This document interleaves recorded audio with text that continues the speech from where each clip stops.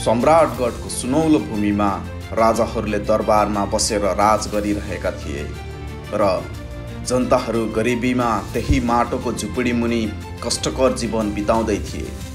ती जनताहरू र राजाहरू बीच कहिले पनि भेट हुन सकेको थिएन। तर एक दिन मौन कमल फूल त्यो राज्यको हिलो माटोमा फुल्छ र त्यही कमल फूलले त्यो राज्यको परिवर्तन गर्छ। तपाईहरुलाई अर्को कथा कुन विषयमा हेर्न र सुन्न मन लाग्छ त्यो कमेन्ट मार्फत लेख्नु होला। म त्यही विषयमा भिडियो बनाउने छु। अब लागौं कथातिर। एक दिन राजा वीरेन्द्र साधारण पोशाक लगाएर एक यात्रामा निस्किन्छन्। जंगल हुँदै यात्रा गरिरहेका हुन्छन्। उसको घोडाले सर्प देख्छ र त्यो घोडा उफ्रिन थाल्छ। त्यो घोडासँगै राजा वीरेन्द्र पनि लड्छ। मीरा एक साधारण वैद्यको छोरी त्यो राज्यको जंगलमा जडीबुटी टिप्दै हुन्छे। त्यो राज्यको एकमात्र सुन्दर स्त्री। उसले त्यो मानिसलाई लडिरहेको देख्छ र त्यो बेहोस मानिसलाई उसले आफ्नो घरसम्म पुर्याउँछ। तपाई कहाँबाट आउनुभयो भनेर उसलाई प्रश्न गर्छ।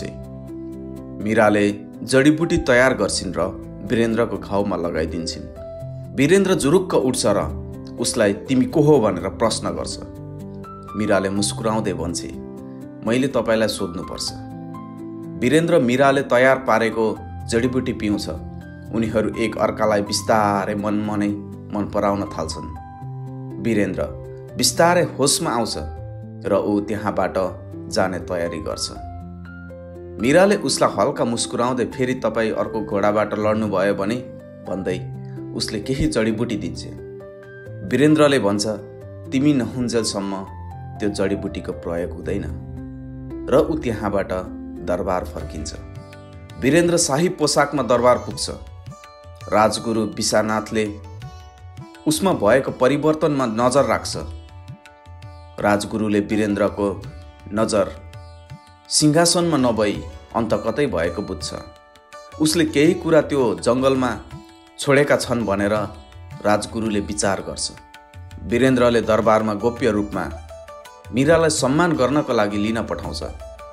मीराले वीरेन्द्रलाई राजदरबारमा राजाको रूपमा देखेपछि अचम्ममा पर्छ।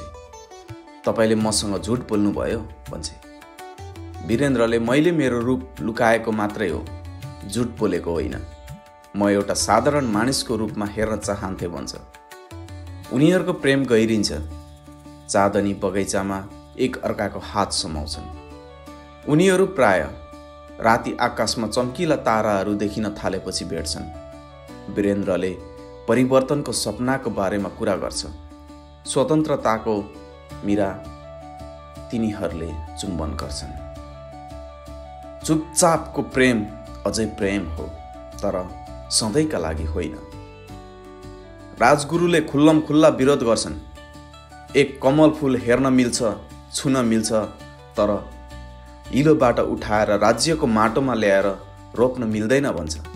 वीरेन्द्रले यदि त्यो माटोमा पवित्रता छ भने मलाई घमण्ड छैन, चाहे त्यो फूल हिलोमा नै किन फुलेको नहोस्, ल्याएर रोप्नको लागि। मीरा र वीरेन्द्र राति राति भेट्ने गर्छन् र खतरा नजिकिएको कुरा बुझ्छन्। मीराले वीरेन्द्रलाई भन्छ, तपाईका मानिसहरूले चियो चासो गरिरहेका छन्, यो राम्रो होइन। वीरेन्द्रले त्यसो भए हामीले यो हाम्रो तरिकाबाट समाप्त गर्नुपर्छ भन्छ।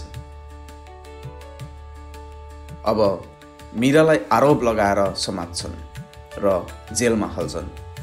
राजगुरुले मीरालाई राजालाई मोहनी लगाएको भनेर आरोप लगाउँछ। वीरेन्द्रले उसको पेय पदार्थमा बिख पिएकोले कमजोरी हुन्छ, तर पनि गोप्य सुरुङ हुँदै मीरालाई बचाउन जेलसम्म पुग्छ। मीराले आँखाभरि आँसु पार्दै भन्छ, तपाई आइपुग्नुभयो। वीरेन्द्रले तिमी नै मेरो स्वतन्त्रता हौ, म तिमी भएकोमा नआए कहाँ जाउँ भन्छ। उनीहरू त्यहाँबाट भाग्छन्। दरबारको गार्डहरूले उनीहरूलाई पछि गर्छन्। मीरालाई एउटा तीरले लाग्छ र उनीहरू गुफामा लुक्छन्। मीराले वीरेन्द्रलाई मलाई माफ गर्नुहोस्, मैले गर्दा तपाईलाई यहाँसम्म पुर्याएँ भन्छ। वीरेन्द्रले तिमी नै मेरो जीवन हो भन्छ। उनीहरूलाई सैनिकहरूले देख्छन्। सेनापति सूरज अघि बढ्छ र राजा जसले प्रेमका लागि सिंहासन त्याग गर्न सक्छ, सायद त्यही राजा हामीलाई चाहिएको हो भन्दै उसले घुँडा टेकेर राजाको सम्मान गर्छ। जनताहरू भेला हुन्छन्।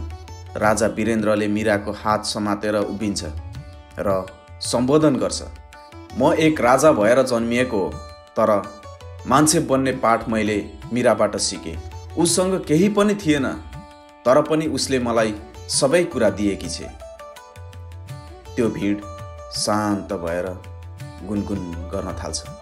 त्यसपछि तालीको बर्सात हुन्छ। राजगुरुलाई दरबारबाट हटाइयो। दरबारका ढोकाहरू जनताको लागि खुल्ला गरियो। मीरा राजदरबारको बगैँचामा छम छम पाउजु बजाउँदै खाली खुट्टा हिँड्छे।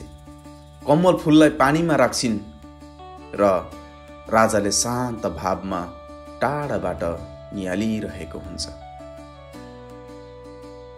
In a kingdom built on stone, a flower bloomed, not from gold, but from love, pain, and rebellion.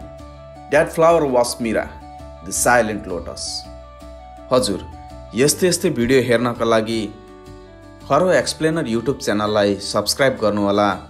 तपाईहरुलाई यो भिडियो मन पर्यो भनेदेखि लाइक गर्नुहोला। तपाईको मनमा जे विचार लाग्छ त्यही कमेन्ट गर्नुहोला र तपाईहरुको साथीभाइ इष्टमित्रमा शेयर गर्नुहोला, फेसबुकमा शेयर गर्नुहोला।